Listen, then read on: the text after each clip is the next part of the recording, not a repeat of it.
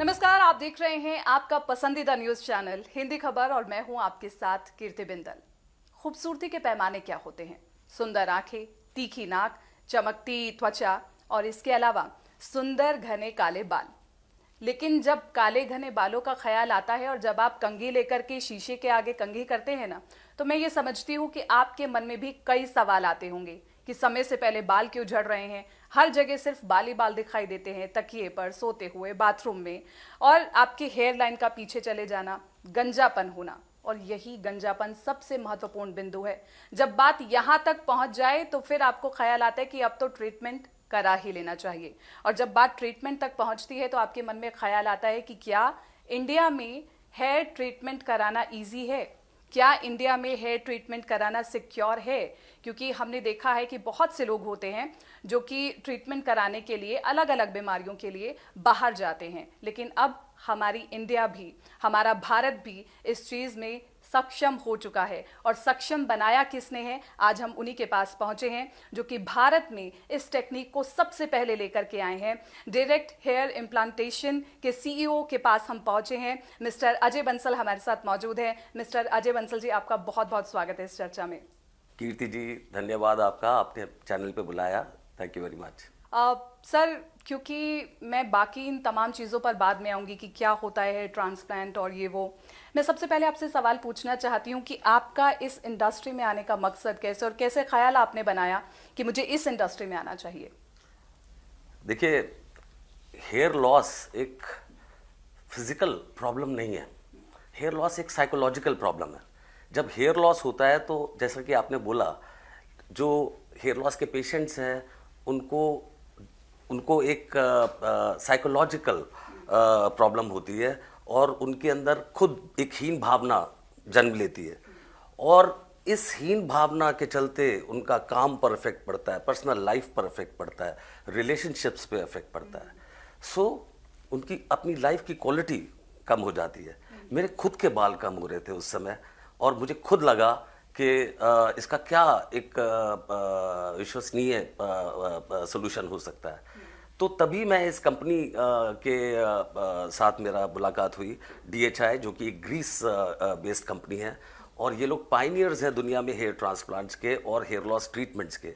50 साल से ऊपर हो गए इस कंपनी को सिर्फ ये हेयर लॉस ट्रीटमेंट्स में ही डेडिकेटेड हैं, और इसी वजह से इनकी जो ट्रीटमेंट्स हैं वो दुनिया भर में बहुत कारगर है। और ये दुनिया की सबसे बड़ी कंपनी है। 75 क्लिनिक्स हैं इनके 45 कंट्रीज़ में, और मैंने खुद अपना ट्रीटमेंट कराया। मैं बहुत खुश था ट्रीटमेंट से, एंड मुझे ये लगा कि हिंदुस्तान में इस ट्रीटमेंट को लाना चाहिए।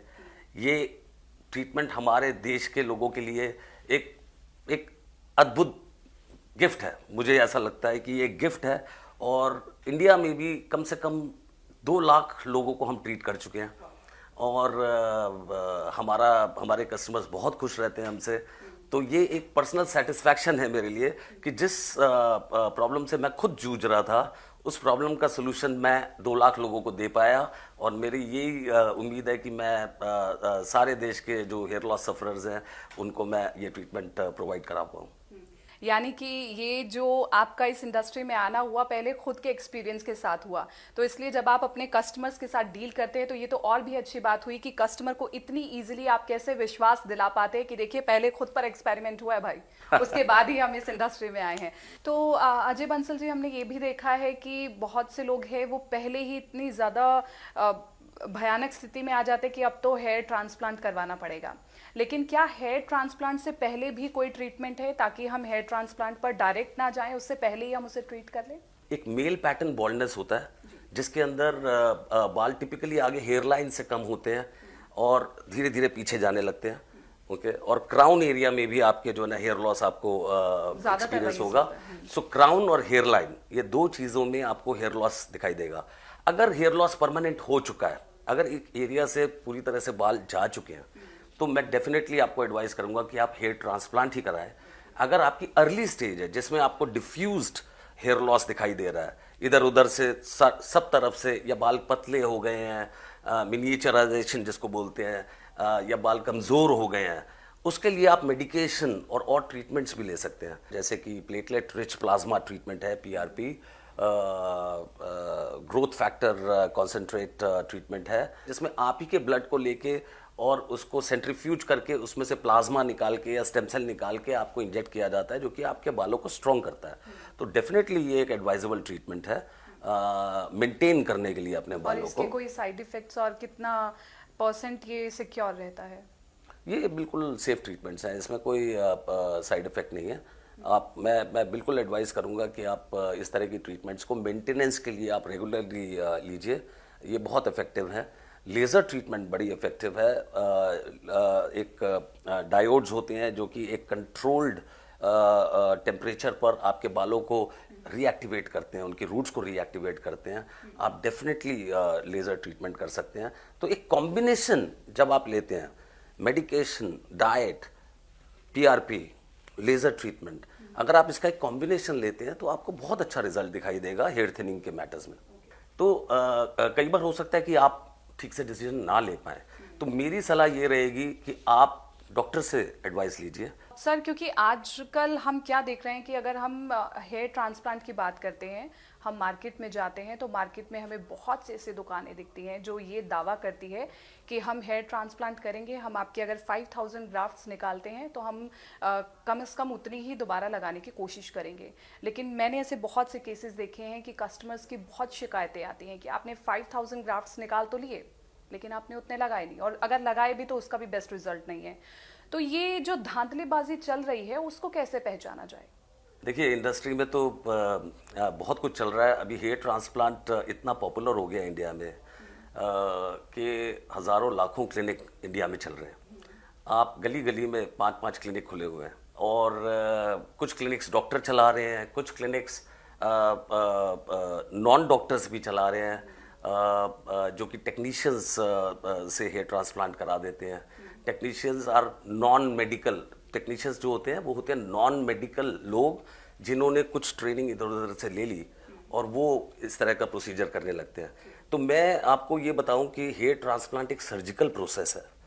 पहली बात तो आप इसको गंभीरता से लीजिए। बढ़कर के ये सर्जिकल प्रोसीजर है। ब्यूटी, नो डाउट, ब्यूटी इससे इसका रिजल्ट ब्यूटी है, इसका रिजल्ट आपका खुद का कॉन्फिडेंस है, इसका रिजल्ट आपकी पर्सनल लाइफ में एक इम्प्रूवमेंट है, नो डाउट, वही आप चाहते हैं। लेकिन उस तक पहुंचने के लिए आपको एक सर्जिकल प्रोसेस से गुजरना है, इसको आप हल्के में ना लें। देखिए, दुनिया भर में हेयर ट्रांसप्लांट को एक बड़ा सिंपल प्रोसीजर माना जाता है, लेकिन ये बहुत दुख की बात है कि इंडिया जैसी कंट्री में हेयर ट्रांसप्लांट से रिलेटेड इतने केसेस रिपोर्ट हुए हैं जिसमें कि मरीज को बहुत तरह की कॉम्प्लिकेशंस जो है ना झेलनी पड़ी है। तो मैं एडवाइस ये करूँगा कि जब भी आप किसी क्लिनिक में जाते हैं तो आपको चेक करना है कि कौन प्रोसीजर करेगा आपका, ओके? क्योंकि ये जो टेक्नीशियंस जिनको बोलते हैं, ये असिस्टेंट, ये टेक्नीशियंस को सर्जरी की नॉलेज नहीं है, ओके? सो 6 घंटे के लिए, अगर मान लीजिए 2 घंटे के लिए सीनियर डॉक्टर बाहर चले गए, ओके, तो उस समय आप एक रिस्क पर हैं।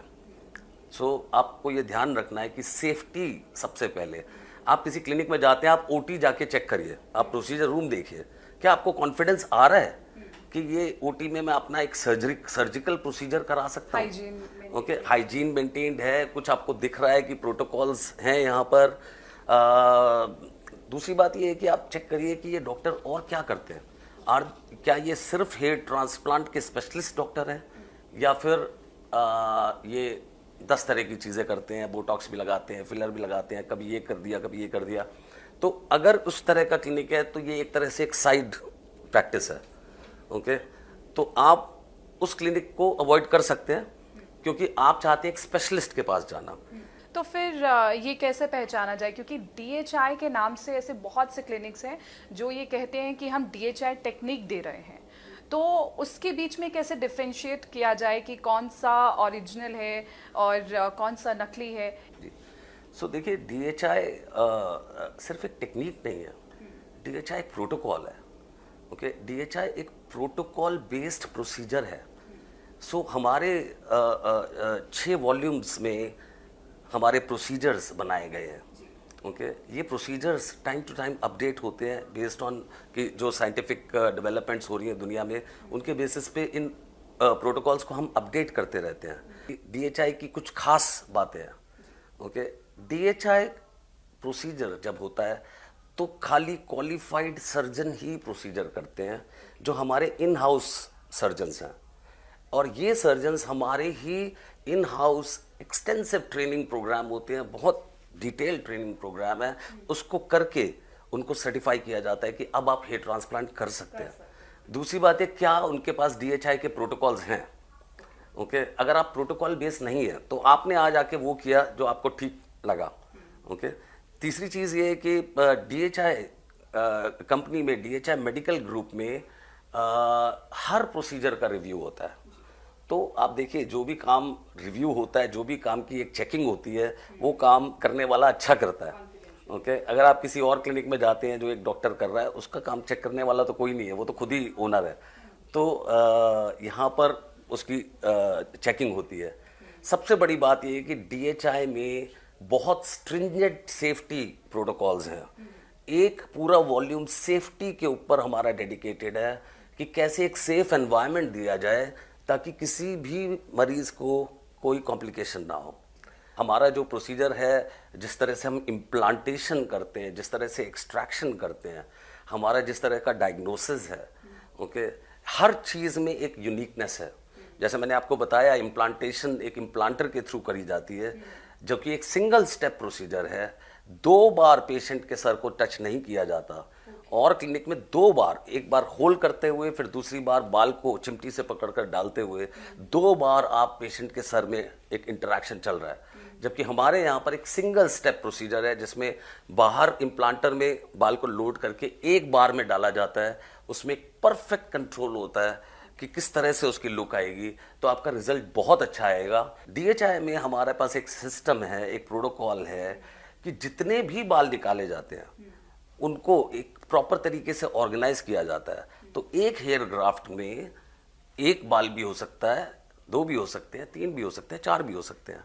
सो इन सबको कितने बालों वाले ग्राफ्ट्स हैं उसके हिसाब से ऑर्गेनाइज करके रखा जाता है एक ट्रे में, और उसके और 5-5 के सेट में रखा जाता है, ताकि आप 1 मिनट में काउंट कर सकते हैं। उसका टोटल काउंट दिया जाता है, एंड ना सिर्फ ग्राफ्ट का बल्कि बालों का काउंट दिया जाता है। बिकॉज आपके कस्टमर को बिकॉज आपके पास आप जो लगा रहे हैं एक्चुअली ग्राफ्ट, ठीक है, अगर आपने किसी ने बोला जी 5000 ग्राफ्ट, लेकिन 5000 ग्राफ्ट में 8000 बाल भी हो सकते हैं और 12000 भी हो सकते हैं। तो कस्टमर को ये पता होना बहुत ज़रूरी है कि मेरे कितने बाल लगे इवेंचुअली, बिकॉज उससे ही रिजल्ट आएगा, उससे ही डेंसिटी आएगी। तो हमारे यहाँ पर एक हमारे अपने प्रोटोकॉल्स में ही एक ग्राफ ट्रे कार्ड होता है, ओके, जिससे क्लियरली आप पता लगा सकते हैं कि मेरे इतने बाल लगे। दूसरी एक और चीज़ है डेंसिटी कार्ड। डेंसिटी भी बड़ा एक इम्पॉर्टेंट रोल प्ले करती है नेचुरल हेयर में। तो अगर डेंसिटी कम है तो रिजल्ट इतना अच्छा नहीं लगेगा। फिर तीसरी चीज़ मैं ऐड करूँगा उसमें कि वो रिजल्ट नेचुरल लुकिंग है कि नहीं है। ओके सो देखिए, ये सारी चीजें देखना बहुत जरूरी है कि हेयर ट्रांसप्लांट करा के पता ना चले कि पता ही ना चले। ट्रांसप्लांट तो जैसा कि आपको मेरा खुद का डीएचआई हेयर ट्रांसप्लांट प्रोसीजर हुआ है, तो मुझे बिल्कुल नेचुरल लगता है। और ऐसा ही हमारे सारे पेशेंट्स के नेचुरल रिजल्ट्स आते हैं। तो कई बार आपको लगता है कि ये ट्रांसप्लांट प्रोसीजर तो काम नहीं किया, लेकिन जहाँ पर बाल लगे हैं वो तो हैं, लेकिन आसपास के जो बाल हैं वो आप अगर आपने खो दिए तो आपको सेटिस्फैक्शन उतना नहीं मिलेगा। सो इसलिए बहुत ज़रूरी है कि आप ट्रांसप्लांट कराने के बाद भी अपनी ट्रीटमेंट्स कुछ जारी रखिए, या कम से कम अपनी मेडिकेशन, अपनी डाइट, न्यूट्रिशन का ख्याल ज़रूर रखिए, ताकि ये दोबारा ये नौबत ना आए कि आपको एक और प्रोसीजर कराना पड़े। क्या कोई भी हेयर ट्रांसप्लांट करा सकता है, या फिर उससे पहले जो टेस्ट होते हैं वो कौन कौन से टेस्ट होते हैं हेयर ट्रांसप्लांट कराने से पहले जो कि ज़रूरी होते हैं? जी, सो हेयर ट्रांसप्लांट आप करा सकते हैं, किसी भी एज में करा सकते हैं, लेकिन आपके सारे वाइटल्स जो आपके हैं वो नॉर्मल होने चाहिए। फॉर एग्जांपल अगर आप को कोई दिल की बीमारी है, कोई कार्डियोवैस्कुलर डिजीज़ है, तो आपके जो भी एक्सपर्ट हैं, आपके जो डॉक्टर हैं, उनसे राय लिए बिना ये प्रोसीजर नहीं कर सकते हैं। तो अगर हिंदी खबर के तमाम दर्शकों से हमारी अपील ये है कि जब आप हेयर ट्रीटमेंट के लिए जा रहे हैं, हेयर ट्रांसप्लांट के लिए जा रहे हैं, तो सबसे पहले तमाम ये जो पैमाने बताए हैं मिस्टर अजय बंसल ने, वो तमाम पैमानों को ज़रूर चेक करना चाहिए और एक विश्वसनीय जगह पर ही जाना चाहिए, जो कि DHI ये तमाम चीज़ें प्रोवाइड करा रही है। कस्टमर इससे ज़्यादा क्या चाहेगा कि आपके शरीर के किसी हिस्से से कितने बाल निकाले जा रहे हैं, वो आपको बाकायदा दिखाया जाता है, यानी कि प्रॉपर हम ट्रांसपेरेंसी यहाँ पर देख रहे हैं, जो कि सबसे ज़्यादा ज़रूरी भी है। अगर कोई आम व्यक्ति हेयर ट्रांसप्लांट कराने के लिए जाता है तो उसके जहन में एक सवाल ये होता है कि कितना पैसा लगेगा, और अगर ये ट्रीटमेंट हम कराने जाएंगे तो पता नहीं ये कितना लंबे समय तक ठहरेगा भी या नहीं ठहरेगा। ऐसा माना जाता था कि ये सिर्फ सेलिब्रिटीज़ ही कराते हैं, या फिर जो ज़्यादा संपत्ति वाले लोग होते हैं, जो संपन्न होते हैं, वही लोग कराते हैं। लेकिन मेरा सवाल इसलिए है क्योंकि बहुत से अब आम लोग भी हैं जो चाहते हैं कि हम खूबसूरत दिखे, हमारे बालों पर जो हमारे सिर पर बाल आए वो नेचुरल दिखे, और इसलिए हम हेयर ट्रांसप्लांट कराना चाहते हैं। तो एक आम व्यक्ति क्या करा सकता है? या बिल्कुल आप हेयर ट्रांसप्लांट करा सकते हैं। आप इसको एक कॉस्ट के पैमाने पे खाली नहीं देख सकते इस प्रोसीजर को। एक ये सर्जिकल प्रोसीजर है। ये ट्रीटमेंट जो है, अगर आप देखें, डॉक्टर की कॉस्ट लगाएं, डॉक्टर की फीस लगाएं, इंस्ट्रूमेंट्स लगाएं, डिपेंड करता है कौन सा क्लिनिक कौन से इंस्ट्रूमेंट यूज़ कर रहा है, डॉक्टर कौन से यूज़ कर रहा है। अगर वो टेक्नीशियन से करा रहा है वो आपको बहुत सस्ते में ऑफर कर देगा, ओके। लेकिन अगर आप एक क्वालिफाइड डॉक्टर से कराना चाहते हैं, जैसे हमारे DHI में डर्मेटोलॉजिस्ट, प्लास्टिक सर्जन्स, इस लेवल के लोग हैं, अगर आप इस तरह के डॉक्टर से अपनी प्रॉपर केयर में कराना चाहते हैं, उसकी कॉस्ट ज़्यादा रहती है। ये है कि आप एक बार महंगा करा लीजिए लेकिन आपको बार बार रोना नहीं पड़ेगा, बिल्कुल। और अगर आप एक बार सस्ता करा लीजिएगा तो आपको बार बार रोना पड़ेगा। और हम उम्मीद ये करते हैं कि हमारे इस प्रोग्राम के माध्यम से तमाम जो दर्शक देख रहे होंगे और जो सोच रहे होंगे हेयर ट्रांसप्लांट के बारे में, वो सही जगह पर जाएंगे। बाल कहाँ कहाँ से निकाले जा सकते हैं? बाल पीछे से निकाले जाते हैं, इसको एक्सट्रैक्शन बोला जाता है। ये बाल कैसे निकाले जाते हैं आपको ये पता होना बहुत ज़रूरी है। जो एक, जैसे DHI में एक एक बाल को इम्पोर्टेड इंस्ट्रूमेंट्स के जरिए एक एक करके निकाला जाता है। बिल्कुल पेनलेस प्रोसीजर है, वर्चुअली। उसके बाद उन बालों को प्रॉपर तरीके से स्टोरेज किया जाता है। अगर पूरी एरिया में गंजापन है तो आप पीछे से थोड़े बहुत फिर भी निकाल सकते हैं। बाकी जो दाढ़ी के बाल होते हैं वो भी निकाले जा सकते हैं, बॉडी के बाल भी निकाले जा सकते हैं, चेस्ट हेयर निकाले जा सकते हैं। बट हर जगह के बालों का टेक्सचर अलग है, उसको कैसे यूज़ करना है, कहाँ यूज़ करना है, ये एक्सपीरियंस डॉक्टर ही बता सकते हैं। और हर डॉक्टर ऐसे नहीं निकाल सकता कि दाढ़ी के बाल और बॉडी के बाल ऐसे नहीं निकाल सकता है। और ऐसा भी सुनने को मिलता है कि जो स्टोरेज की आप बात कर रहे हैं, वो कहीं लोग उस पैरामीटर्स को भी मीट नहीं करते हैं, वो लोग उसमें भी लापरवाही बरतते हैं। उससे क्या होता है, रिजल्ट नहीं आते तो फिर हम दोष देते हैं डॉक्टर्स को कि देखिए यहाँ पर लापरवाही बरती गई है। तो DHI में इस पैरामीटर को देखा जाता है, तो उसको बड़ी केयरफुली हैंडल करना, मिनिमम हैंडलिंग, कम से कम उसकी हैंडलिंग होनी चाहिए, और उसको प्रॉपर तरीके से रखा जाए एक ट्रे में, जिसका टेम्परेचर प्रॉपर तरीके से मेंटेन्ड हो, और उसको प्रॉपर तरीके से उसको लुब्रिकेट करके रखना चाहिए। जब आप बोल में रखते हैं, फॉर एग्जांपल कई क्लिनिक्स में, तो नीचे के बाल जो होते हैं वो लुब्रिकेटेड रहते हैं, ऊपर से वो ड्राई हो जाते हैं। तो जब वो ड्राई हो गए, उनकी लाइफ पहले ही खत्म हो गई लगाने से पहले, ओके। तो ये एक, यानी कि उसमें से कई बाल तो ऐसे होते हैं, कई ग्राफ्ट्स तो ऐसे होते हैं जो डेड हो जाते हैं, डेड हो गए पहले, लगाने से पहले, और आपने लगा दिए, वो रिजल्ट उसका कुछ आएगा नहीं। और जब लगाया जाते हैं तो नॉर्मली प्रोसीजर ये रहता है कि आप पहले सर में एक सुई से छोटा सा होल्स करते हैं, और उसके बाद एक चिमटी से बालों को पकड़ के आप उन होल्स के अंदर डाला जाता है। तो जब आप चिमटी से होल में बाल डालते हैं तो आपका कंट्रोल उसके एंगल पे, उसके डेप्थ पे, उसकी डायरेक्शन पे कॉम्प्रोमाइज हो जाता है, थोड़ा कम रहता है। DHI में हम लोग एक यूनिक इंस्ट्रूमेंट DHI इम्प्लांटर से इम्प्लांट करते हैं, जिसमें सिंगल स्टेप प्रोसीजर है, जिसमें कोई होल नहीं करना होता। उसमें इम्प्लांटर में बाल को लोड करके हम लोग एक स्टेप से उसको बाल को इम्प्लांट करते हैं, और जो सर्जन है जो कर रहा है इम्प्लांटेशन, उसका पूरा कंट्रोल रहता है एंगल पर, डेप्थ पर और डायरेक्शन पर। जिसकी वजह से परफेक्टली नेचुरल रिजल्ट आता है। आप सोचिए, अगर आपके नॉर्मल बाल पीछे की तरफ जा रहे हैं और अगर आपके जो नए बाल लगे हैं वो आगे की तरफ जा रहे हैं, तो एक बड़ा ऑड एक लुक आएगी आपकी। ओके, सो ऐसे बहुत केसेस होते हैं, इधर उधर अजीब किस्म का रिजल्ट आ जाता है। जब हम हेयर ट्रीटमेंट कराते हैं, हेयर ट्रांसप्लांट का, वो बहुत विजिबल होती है, वो बहुत ऑड लगती है, तो इसके बारे में भी बहुत जल्दी से वो इस यही मैं आपको बता रहा था एग्जैक्टली कि जब आप गलत ग्राफ्ट की चॉइस करते हैं हेयर लाइन में, तो उसके रिजल्ट बड़ा अजीब सा लगेगा। सो हेयर लाइन की डिजाइनिंग पहली बात, उसकी चेहरे के प्रोपोर्शन के हिसाब से कहाँ से हेयर लाइन शुरू होनी चाहिए उसको करेक्ट तरीके से ड्रॉ करना, फिर उसके बाद उस हेयर लाइन में कौन से बाल कहाँ लगेंगे उस चीज की प्लानिंग करना, ये एक सर्जन की एक आर्टिस्टिक नेचर होती है। सो ये हर सर्जन नहीं कर सकता। हो सकता है आपको सारी थ्योरी पता है, पर क्या रियली आप एक आर्टिस्ट हैं इस पे कैसे इम्प्लीमेंट कि करना कैसे उसको इम्प्लीमेंट करना है। तो अगर आगे आपने मान लीजिए मल्टीपल हेयर ग्राफ्ट आगे लगा दिए, तो वो 2-3 बाल एक ही ग्राफ्ट में से निकल रहे हैं, तो ऐसा लगेगा जैसे कि एक डॉल के बाल होते हैं टिपिकली आगे से, वो उस तरह की लुक आनी शुरू हो जाएगी। सो ऐसे हमारे पास केसेस आते हैं डॉल इफेक्ट वाले हेयर लाइन लेके, उसके बाद हमें उसकी आगे थोड़ी सी हेयर लाइन लोअर करनी पड़ती है सिंगल हेयर ग्राफ्ट्स के साथ, ताकि वो एक नेचुरल लुक आए और वो डॉल हेयर पीछे छुप जाते हैं। जी, क्या सिर्फ सिर के ही बालों का किया जाता है डीएचआई में, या फिर आईब्रोज, बियर्ड, या किस किस का मतलब हेयर ट्रीटमेंट किया जा सकता है? जी। सो पहली बात तो इससे पहले मैं आपको बता दूं कि हमारे यहाँ पर मेल और फीमेल दोनों तरह के पेशेंट्स आते हैं रेगुलरली, और दोनों का ट्रीटमेंट हम करते हैं।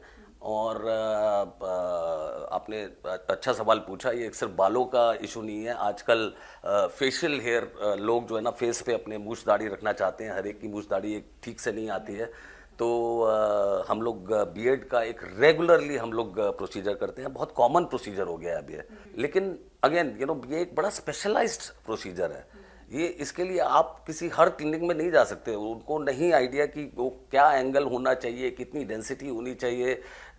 सो बड़ा एक आपको सोच समझ के डिसीजन लेना पड़ेगा। अगर आपको बियर्ड ट्रांसप्लांट कराना है तो आप कहाँ से कराएं, ये एक बड़ा सुपर स्पेशलिस्ट टॉपिक है, क्योंकि आईब्राउज में आप देखिए बहुत ही कम बाल होते हैं और बहुत सॉफ्ट होते हैं, और एक पर्टिकुलर एंगल पर ही वो लग सकते हैं। तो अगेन ये बहुत सुपर स्पेशलाइज सब्जेक्ट है, बिल्कुल सुपर स्पेशलाइज डॉक्टर्स के पास ही जा सकते हैं। तो जैसे अगर हमारे पास कोई आईब्राउ का केस आता है, तो हमारी जो टीम है डॉक्टर्स की, हम उसमें से कुछ सिलेक्टेड डॉक्टर्स को ही वो प्रोसीजर करने के लिए बोलते हैं। ये हर डॉक्टर नहीं कर सकता है। सो जो भी आप डिसीजन लें आईब्राउज के बारे में और बियर्ड के बारे में, खास तौर पे आप बड़ा सोच समझ के लें कि आप कहाँ से करा रहे हैं। जब हम हेयर ट्रांसप्लांट कराते हैं तो उसके साइड इफेक्ट तो नहीं होते हैं? क्योंकि बहुत लोग ये सोचते हैं कि सीधा हमारे सिर पर हो रहा है तो कहीं ब्रेन पर इफेक्ट ना पड़े, और इसके अलावा शरीर पर और कहीं इफेक्ट ना पड़े, तो ये क्या एक नेचुरल चीज है या फिर नहीं? तो बालों की डेप्थ बहुत कम होती है, वो ऐसा कुछ नहीं है कि वो ब्रेन तक पहुंच जाएगा या कुछ इम्पैक्ट करेगा। बहुत से लोगों के दिमाग नहीं में नहीं, ऐसा ही ब्रेन का कोई इससे कनेक्शन नहीं है, और बॉडी के किसी और पार्ट का कोई कनेक्शन नहीं है। लेकिन आपके सर में एक प्रोसीजर हुआ, एक सर्जरी हुई है, तो आपको इसका बड़ा ख्याल रखना है। अगर आप बाहर जाते हैं तो आप कहीं एक गंदे एनवायरनमेंट में नहीं जाइए। ओके, सो कम से कम 1 हफ्ता 10 दिन आप किसी गंदे एनवायरनमेंट में ना जाइए जब तक ये हील ना हो जाए प्रॉपर तरीके से। अगर आप बाहर गए, वहाँ पर मिट्टी है, किसी कंस्ट्रक्शन साइट पे अगर आप चले गए, तो उसमें इन्फेक्शन होने का खतरा होता है। अगर आप नहीं अभी अफोर्ड कर सकते हैं इस कॉस्ट को, तो थोड़े दिन वेट कर लीजिए, लेकिन जब कराएं आप तो एक ढंग की जगह पर ही कराएं। मैं आपको ये एडवाइस करूंगा कि आप को अगर डीएचआई की टेक्निक से आप फ़ायदा लेना चाहते हैं, तो आप प्लीज़ डीएचआई इंडिया वेबसाइट पे आइए, dhiindia.com, और आप अपने सबसे नज़दीकी क्लिनिक में जाइए। हमारे पूरे इंडिया में क्लिनिक्स हैं, एंड हम लोग आपके बालों को दोबारा से लाने में मदद करेंगे, और हम आपकी हर तरह से हेल्प करने के लिए तैयार हैं। बहुत बहुत शुक्रिया अपना कीमती समय हमें देने के लिए, और तमाम दर्शकों का भी बहुत बहुत शुक्रिया। आप इस पूरे प्रोग्राम से जुड़े रहे और मुझे ऐसा लगता है कि तमाम प्रश्न जो आपके मन में आ रहे होंगे काफ़ी हद तक आपको उन सभी का समाधान मिल भी गया होगा। और एक महत्वपूर्ण बात जो कि इस पूरे कार्यक्रम से निकल करके आई है वो ये कि जब भी आप हेयर ट्रांसप्लांट या फिर बालों का कोई भी ट्रीटमेंट लेने के लिए जा रहे हैं तो उसमें सबसे महत्वपूर्ण चीज़ है वो है सेफ्टी को देख करके अगर आप जाएंगे तो आपका जो रिजल्ट होगा वो बहुत बेहतर होगा। फिलहाल इस कार्यक्रम में मेरे साथ इतना ही, दीजिए इजाजत, नमस्कार।